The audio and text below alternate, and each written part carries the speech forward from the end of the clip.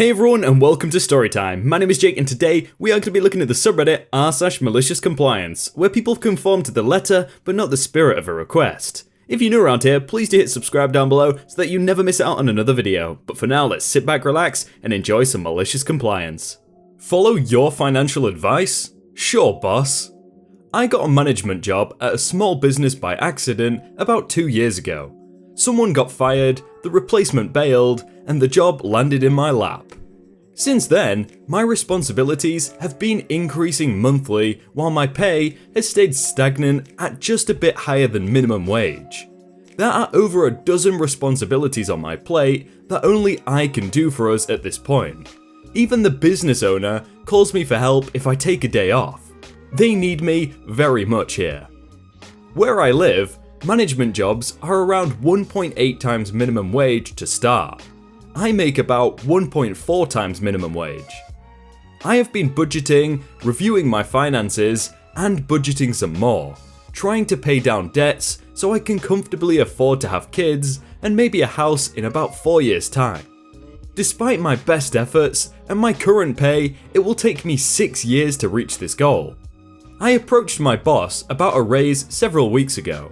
He delayed the discussion multiple times, finally giving in and giving all my senior employees a 6% raise and implementing a bonus structure for meeting sales targets.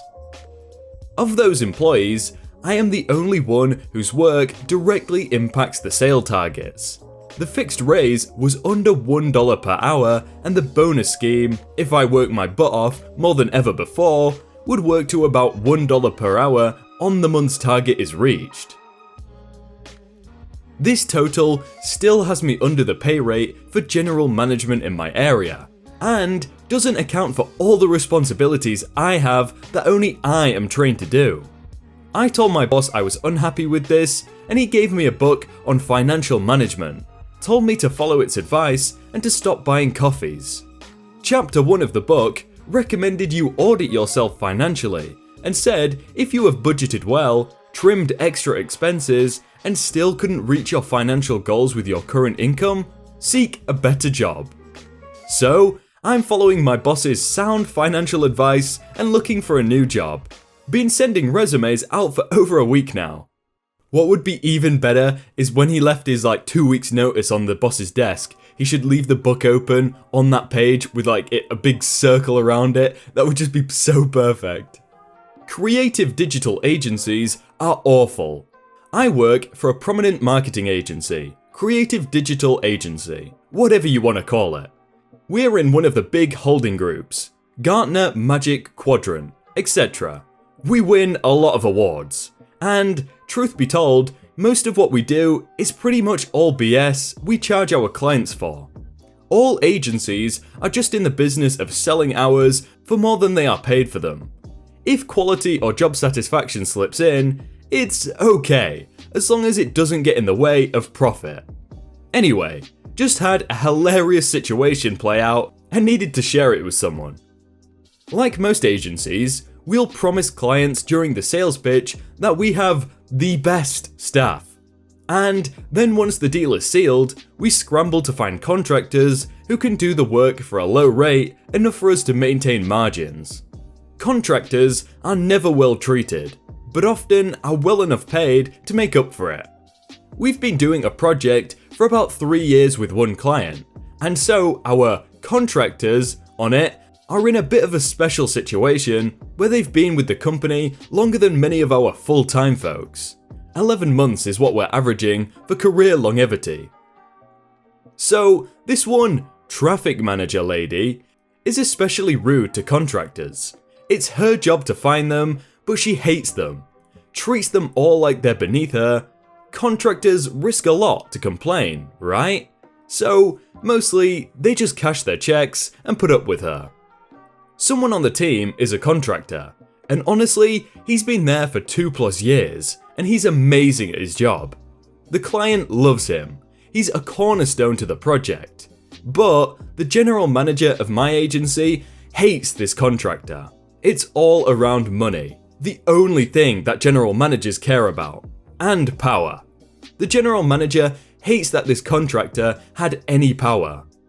Once the contractor established himself as an invaluable to the client, my agency offered the contractor a full-time position, but it would have meant less pay. So, the contractor, who had originally asked for a full-time position since he has a family, turned it down, saying he would take a longer-term contract at his original rate. This cut into the general manager's margins, so he was angry, but had no choice but to sign the deal. Agency was still making out like a bandit. We billed the contractor out at $1,600 a day. He charged us $13 a day, so plenty of profit.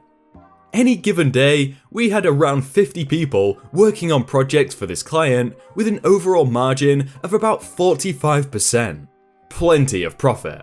So, we're completing a major milestone and wanted to set up a little celebratory dinner. But more to the point, our contract with the client is up and the general manager wants to renew it. Client was stalling and going through rate negotiation, and despite the fact that none of the contractors were getting raises, the general manager's line is, "We have to increase the costs to cover increased salaries every year." Which is true, but he's just doing it because he wants more money. General managers don't care about staff.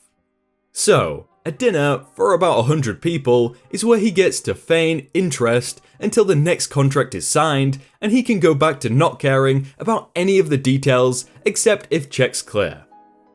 Agencies today are never keen on paying for things they don't have to, so it's rare they would foot the bill for a big event. The days of madmen are gone. We're limited to 2 drink tabs. Anyway, we set up a launch celebration dinner, probably cost around $15,000 in food and drinks. Mind you, we bill about $50,000 a day on this project, so a drop in the bucket over 3 years. Still, they hate to spend money. GM's pay are almost entirely based on their ability to hit margin goals. This is why we can't have new computers or nice monitors at agencies. Anyway, back to about a month ago. Trying to set up this dinner, I sent out an invite and instantly got an email from the traffic manager, who monitors all after-hours invites to contractors, and all of their emails at all times. And she scolds me for inviting a contractor to a dinner party. She has a long list of reasons. But 1, we don't want to pay overtime, and 2, we don't want to pay for a dinner for a contractor we're the top 2. It's stupid, but par for the course. I talk with the contractor about a 1-to-1 ratio, and he tells me that they've told him his contract won't be extended past the launch. He's a little down about it, so I remind him that we baked in a 3-month out clause into his contract back when they were worried about him leaving, and I ask if they've given him 3 months notice. He said he forgot about the 3-month out, says he'll follow up with the traffic manager and see what she says. A few days later, he asks me to read an email. He's got a bit of a mischievous look. He had emailed the traffic manager and general manager about the 3-month out, and they told him essentially to screw off, and that they weren't paying him past the end of the month. He had kindly responded, "Does that mean my contract is void?" The general manager had said very clearly, paraphrased, "Yes, I don't care what the contract says, you're done at the end of the month." So, he's out of his contract and his non-compete. Night of the dinner comes, and it's a ghost town. Only our full-time staff are there. None of the client staff or our contractors, who weren't invited. In order to get a prepaid discount, the agency spent money in advance on a venue. Buffet style. Food for 100 people. But there's only like 15 of us there. The general manager and some sales guy account manager. Very few people who did any actual work showed up, because they hate being used as props by the skeezy sales guys. Nobody from the client's team is there. Nobody. General manager is frantically trying to get in touch with someone to figure out what's going on. Nobody is answering his calls. Finally, general manager gets through to the sponsor VP from the client's team, who responds, "Hey man, sorry I can't chat now. I'm out to dinner with the contractor and my staff. You know, the people who made this launch possible. We're having a great time. Also, just wanted to let you know that we love the contractor and we've decided to extend him on the project. And his team of developers and designers will be taking over the support contract. The general manager literally threw a plate across the room. There went a few million in the billable hours over the next year. The contractor, realizing his contract wasn't valid anymore, went and hired up all the other contractors we had with experience working on the client's project. While not possible for them to work for the client, no non-compete against them working for the contractor's new boutique agency. They even gave the client a cut rate, $1,500 a day instead of $1,600. And he's able to pay the folks he hired a better rate too, since he doesn't care about having such ridiculous margins that only really serve to support salespeople. I heard through the rumor mill he locked in a 2-year support contract with some ongoing new dev work as well.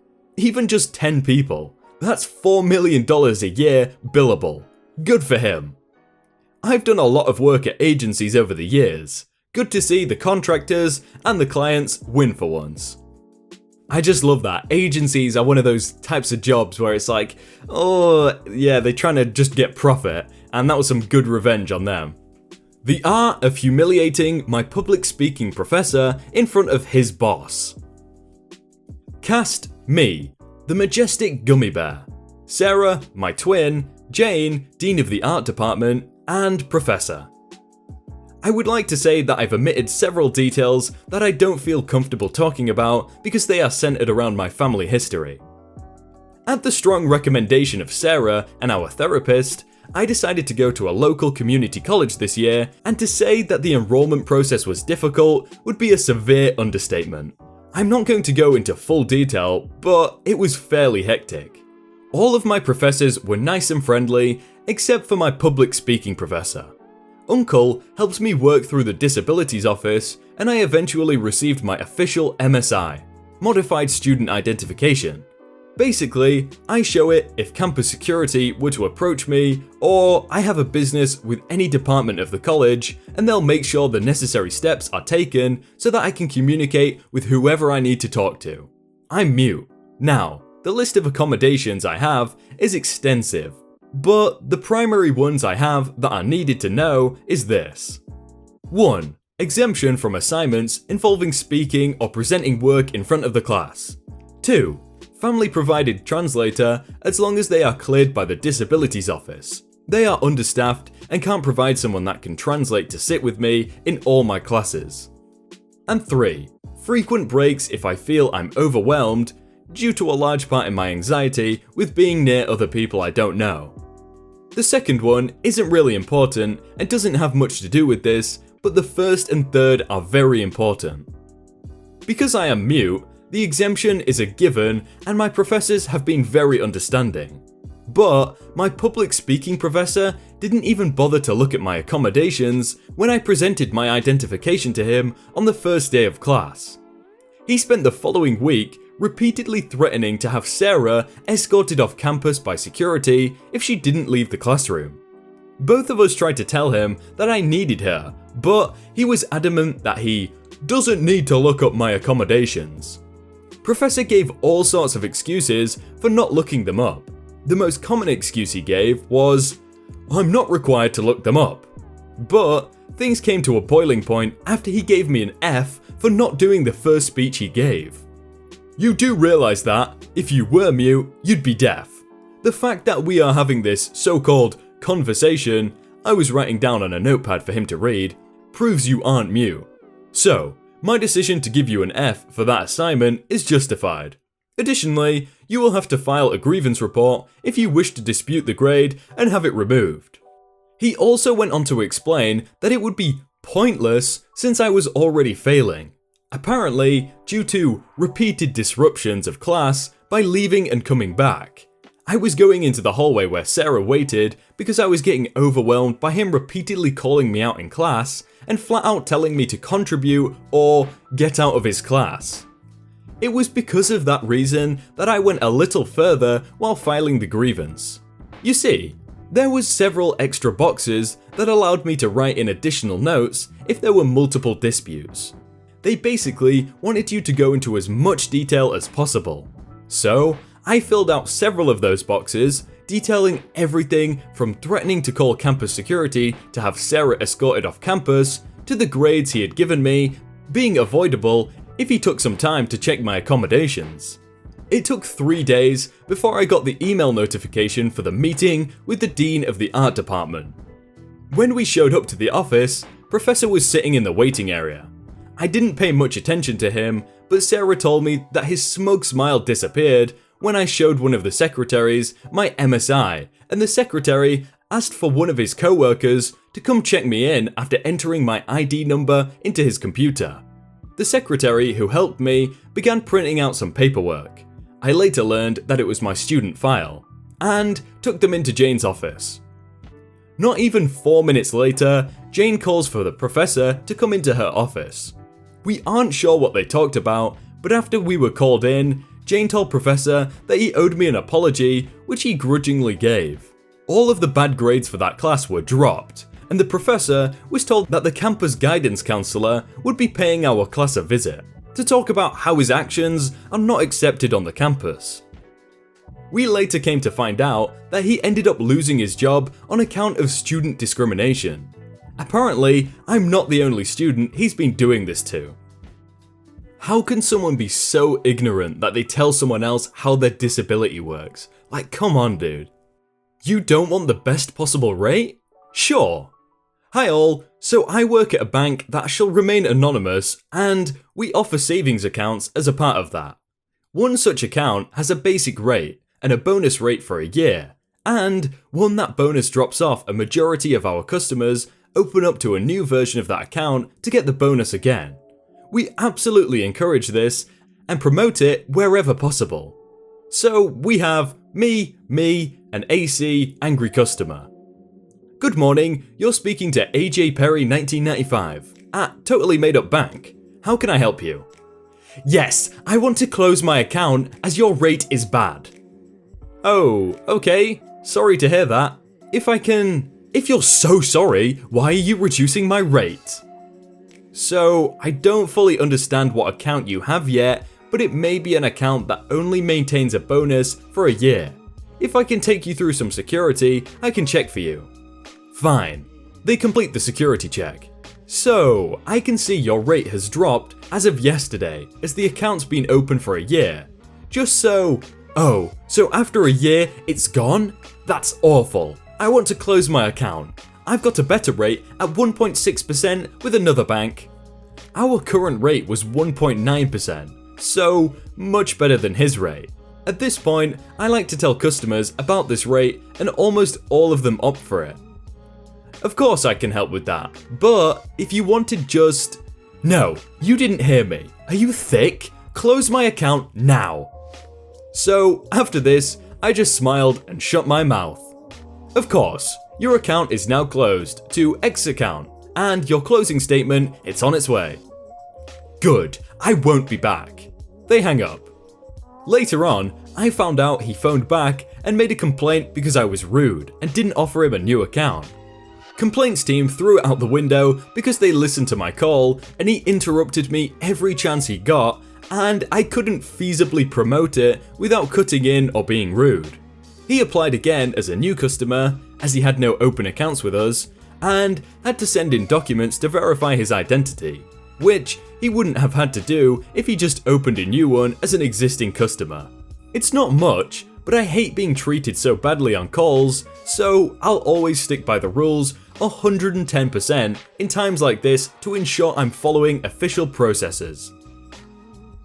There's a few things I'd like to say about that. The bank, for one, is just a scummy practice in my opinion. They should just be able to refresh the account anyway. Number two, the customer probably was angry at the time because of the scummy practice, but they shouldn't have shouted at this person. And what a great malicious compliance. Architect says, just build it like the plans say. So, he does. My good friend works in the construction industry installing windows and doors in commercial buildings. His first day on this particular site, he was about to install a window, and the person that installs the fire suppression system asked him not to put that one in. Turns out, the fire suppression guy was about to run his pipe through that window opening. Somewhere in the drawings, the architect made a mistake and labelled all his dimensions for the sprinkler system incorrectly, and it was sitting 6 feet below where it was supposed to be. When the sprinkler system guy called said architect, the architect said, "Just build it like the plans say." Supposedly, multiple people heard the conversation. The dude did, and he was instructed to put in the sprinkler system about 3 feet off the floor. Apparently, the general contractor on the build begged him not to pressurize the system because it cost a stupid amount of money to replace this after this happens. I'm not in the industry, but it sort of makes sense. Architect had a walkthrough 2 days later with the sprinkler guy and went apoplectic on him, asking why he did that. Sprinkler guy showed him the plans and reminded the architect of his instructions to build it like the plans show. Supposedly, took about $80,000 to fix the issue. Wow, that architect does sound like a cool guy. Hey everyone, I hope you all had a really good day and that you enjoyed that video. If you want to check out some other videos, then click on screen right now or check out the playlist down below. If you enjoyed that video, then please do leave a like. And if you want to submit your own stories, then you can do so by joining the Discord in the top link in the description. But thank you so much for watching and I will see you very soon.